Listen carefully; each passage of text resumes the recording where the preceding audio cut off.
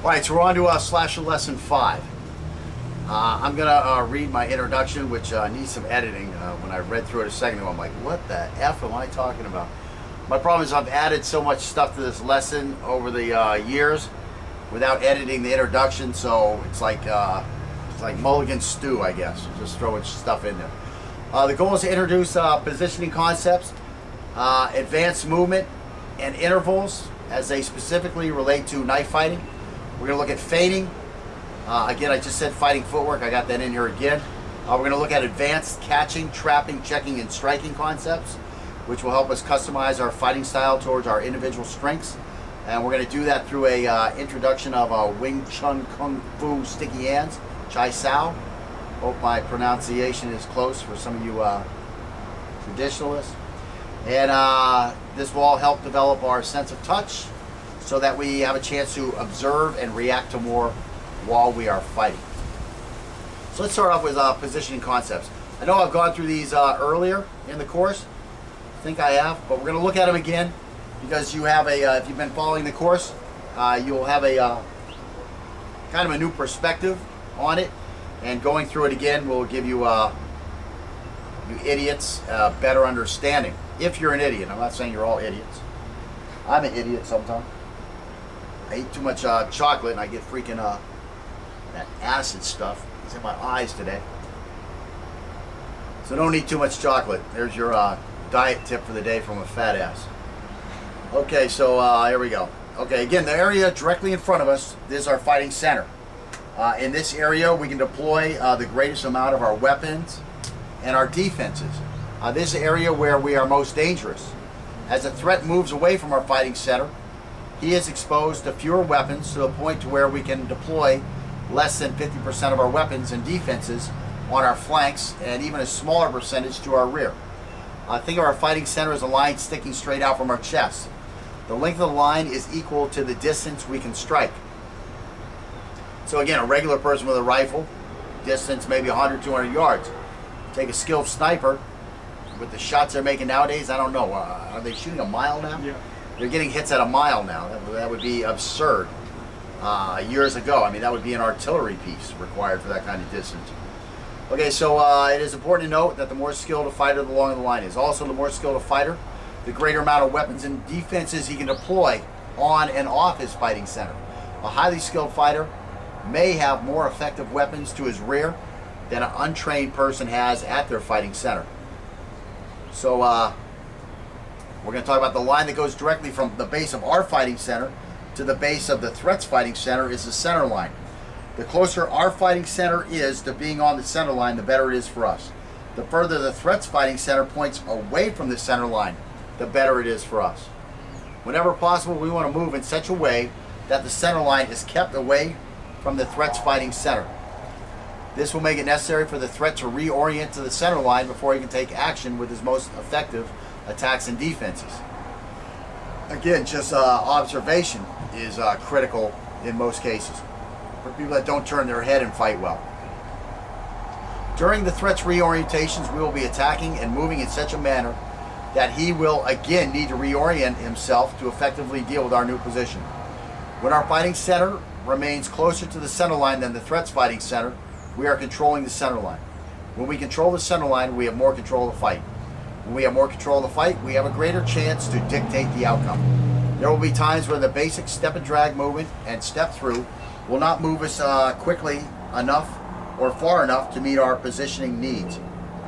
This is where the step through and the skip step movement comes in. Of course, I've moved the step through into a much earlier lesson, I think lesson 2 or 3. Whereas I used to wait until lesson 5 to introduce that.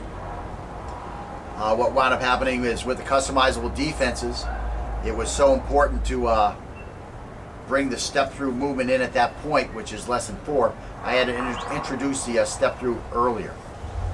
So this wording will be updated a little bit to focus more on the skip-step movement, which of course makes this, shortens this lesson up for you. And let's see. So what we're going to do is we're going to look at some of those positioning concepts quickly with Scott. There you go, Scott. Just step over here with me. so again, my fighting center is straightforward. And come forward just a half a step. There you go. Oh, your arm there. Okay, and his fighting center is straightforward. This is what creates a center line. The base of my fighting center to him is the center line. Now, if I'm able to maneuver in such a way that I get to the side of him, now my fighting center is pointing directly at the base of his fighting center. Thus, I'm on the center line. His fighting center is pointing that way. Thus, it's 90 degrees off of the center line. And you can pretty easily see that when I have this kind of a orientation where I've flanked him, it's going to be easier for me to bring my 4 weapons plus my head or whatever I've got. You know, for weapons, you can start adding weapons to that. When I'm saying 4, I'm just talking about my 4 limbs. I could be talking about my fists and my feet, and then I could add my elbows, my knees. I could add my head. You start adding a lot of different types of weapons, but I've got all these weapons to where they can be fired on him immediately. Whereas for him, it's going to take a lot of reorientation of the body to get a lot of his weapons on me. Now, if he's a Taekwondo man, where they fight from the side a lot, he's going to be a lot more comfortable than other people. However, it's going to be very easy for me to now use my defenses against his 2 weapon groups, let's call them. His 2 weapon systems, being his arm and his leg. I've got 4 defending systems, let's say, to go against this. So I can easily get this one checked here. Now I've got this hand. He brings a leg up. I can take this off here. And now I can come forward and I've got the freebie because I've got 3 weapon groups and he's only got 2 weapon groups or defensive groups. So you can see where that's a big advantage even against a highly skilled Taekwondo guy. As long as I get in tight enough to where he can't get that foot up on my head and I've got that kick jammed, he's got problems. You know, I fought Bill Wallace before, and that was something that I saw was quickly effective, is if you just get in on top of his hip, he's going to be drastically limited. And back when Bill Wallace was fighting, again, like with so many guys, you know, they come up with a new concept, and because nobody knows how to defend it yet, you know, they just wipe everybody out. I haven't been to a point karate tournament in years, but back in the days when Bill Walsh, you know, had written his book and had videos out, you know, everybody was, you know, coming with these kicks, you know, just back and forth like that. And, you know, it looks great and it works well if you can do it. But just like with the Brazilian jiu-jitsu, you know, Royce Gracie, you know, was able to beat everybody up in an unlimited weight class type fighting system. Now he can't survive, and again, he's gotten old, of course, but nowadays, let's say, if that same Royce Gracie at his young age came along, he'd have a hard time surviving at 155 because people figured out what he was doing and they put together defenses to be able to defend that stuff. So again, you know, with the Taekwondo guy and even a guy, he wasn't a Taekwondo guy, but a guy who is as highly skilled as Bill Wallace was, you know, that fighting system was limited to a time when he was the only guy who had that. And so people didn't know how to defend against that type of stuff. Once you got Bob Thunder Thurman and Jean-Yves Theriault out there, they would have easily walked through that type of stuff.